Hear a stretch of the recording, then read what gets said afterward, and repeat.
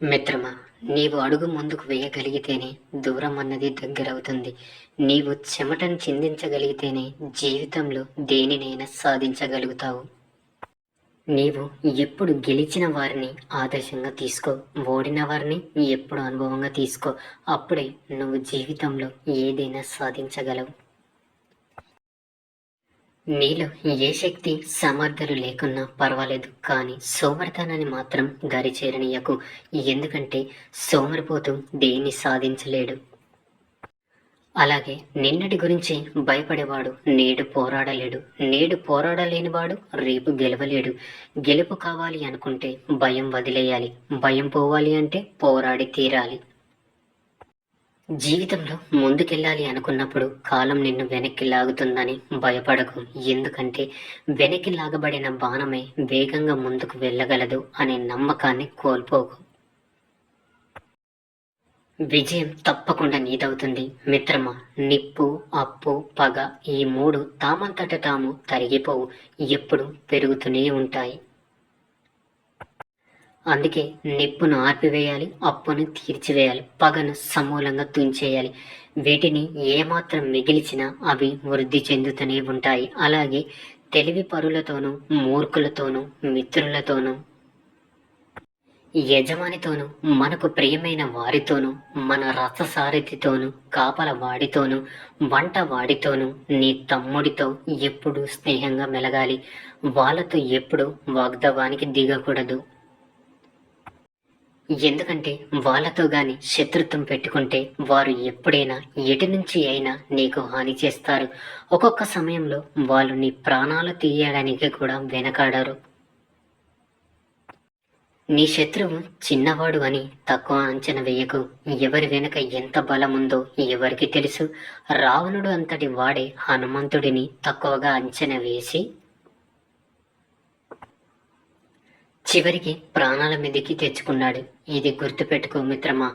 చీకటి గుహలో చిక్కుకున్న నీకు కాగడ దొరికింది కదా అని కాగడ కాంతిలోనే బ్రతికేద్దాం అనుకుంటే నిజమైన వెలుగు ఎప్పటికీ చూడలేవు. చరిత్రకి కావాల్సింది మీరు ఎలా బ్రతికారు అని కాదు, మీరు ఎలా గెలిచారు అని మాత్రమే. అందుకే బ్రతికి చూపించండి, గెలిచి చూపించండి. పట్టుదల ఉంటే చాలు. మీరు నడిచేది ముళ్ళదార, రహదార అని చూడకండి.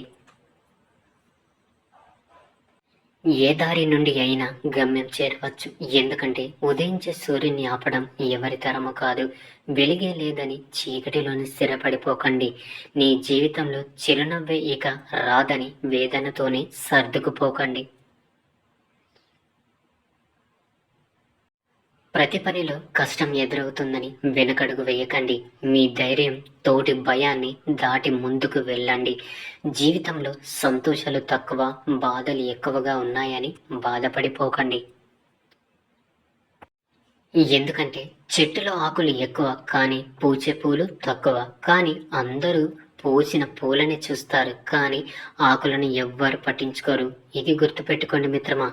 నేను ఓడిపోతానేమో అని ముందే నీ మైండ్లో అనుకుంటే ఇక నువ్వు ఎలా గెలుస్తావు? ముందు నువ్వు నీ మైండ్లో గెలవాలి, దాన్ని బలంగా నమ్మాలి. ఆ తర్వాత విజయం సాధ్యమవుతుంది. ఎవడో నిన్ను ఎగతాళి చేశారని నీ జీవితం అంతటితోనే ఆగిపోకూడదు. నిన్ను ఎగతాళి చేసిన మాటలనే నీ విజయానికి నువ్వు ఉపయోగించుకోవాలి. నీ చుట్టూ ఉన్న పరిస్థితులు ఎలా ఉన్నా సరే, ఏది ఏమైనా సరే, నువ్వు చేస్తున్న పోరాటాన్ని గెలిచేంత వరకు నువ్వు తిరుగులేని విజేతగా నిలిచేంత వరకు అస్సలు ఆపకు. ఒకవేళ నీ వల్ల కాదు అని నువ్వు అనుకుంటే ఇక్కడితోనే ఆపేసాయి. నీ వల్ల అవుతుంది అని నీకు అనిపిస్తే చివరి నిమిషం దాకా పోరాడు. నువ్వు అనుకున్నది సాధించడానికి నీలో ధైర్యం, ఆత్మవిశ్వాసం ఉంటే చాలు. నీ వెనక సైన్యం ఉండవలసిన అవసరం లేదు. ఎందుకంటే టాలెంట్ ఉన్నవాడు, తెలివైన వాడు ఓడిపోవచ్చు, కానీ గెలుపు కోసం నిరంతరం రగిలిపోయే వాణ్ణి ఎవ్వరు ఏది ఆపలేదు మిత్రమా. మిమ్మల్ని ప్రేమించే బంధాన్ని ప్రేమించడం మొదలెడితే చాలు. మిమ్మల్ని ద్వేషించే మనుషుల గురించి ఆలోచించే సమయం మీ దగ్గర ఉండదు. ఎవరి స్నేహం కోసమో, ఎవరి పరిచయం కోసమో మీరు వెతకనవసరం లేదు. మీ వ్యక్తిత్వం మంచిదైతే చాలు. వాళ్ళే మిమ్మల్ని వెతుక్కుంటూ వస్తారు. ఎందుకంటే బంధం అనేది ఒక అందమైన పుస్తకం లాంటిది. పొరపాటు అనేది అందులో కేవలం ఒక పేజీ మాత్రమే. ఒక్క పొరపాటు జరిగితే సవరించాలి కానీ మొత్తం పుస్తకాన్ని చించేయకూడదు.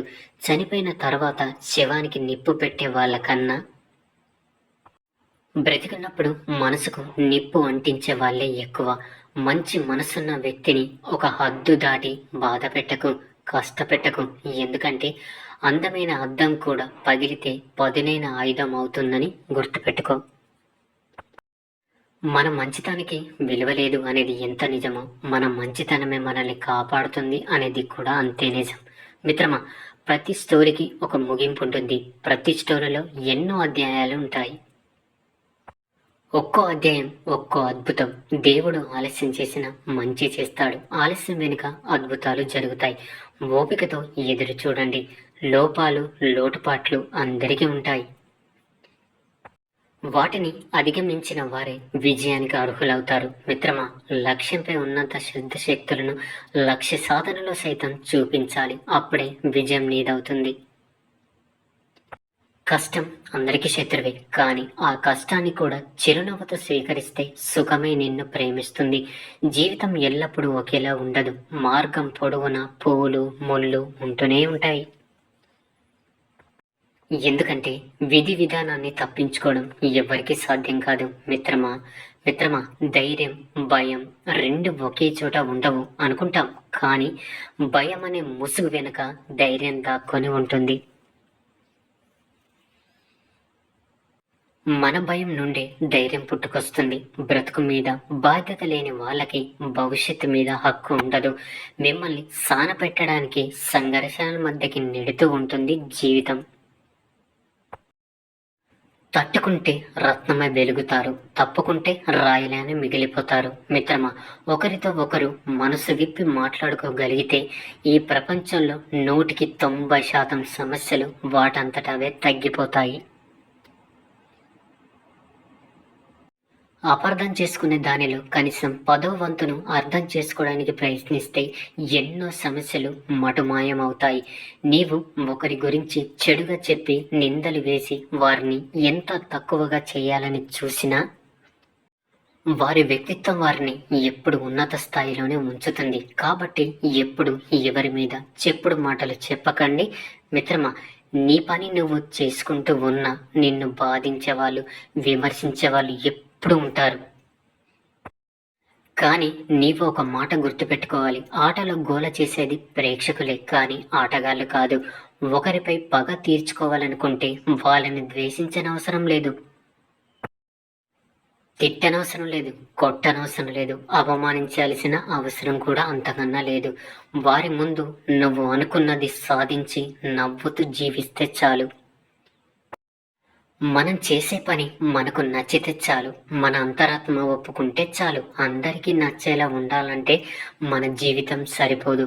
మిత్రమా, తాళిని బరువుగా భావించే ఆడది సంసారానికి పనికిరాదు. భార్యను బానిసగా భావించే ఏ మగాడు సమాజానికి పనికిరాడు. మంచి భర్త అనేవాడు భార్య కన్నీరు తుడుస్తాడు ఏమో, కానీ అర్థం చేసుకునే భర్త ఆ కన్నీటికి గల కారణాలు తెలుసుకొని మళ్ళీ తన భార్య కళ్ళల్లో కన్నీరు రాకుండా చూసుకుంటాడు.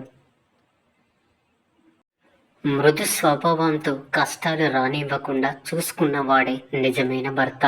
అలాంటి వాడిని ఏ ఆడదైనా కోరుకుంటుంది.